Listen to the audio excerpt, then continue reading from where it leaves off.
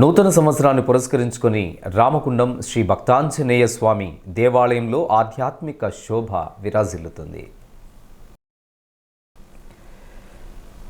అయ్యప్ప స్వామి రథయాత్రను పురస్కరించుకొని గురువారం ఆలయంలో ప్రత్యేక పూజా కార్యక్రమాలు, అన్నదానం అత్యంత వైభవంగా నిర్వహించారు.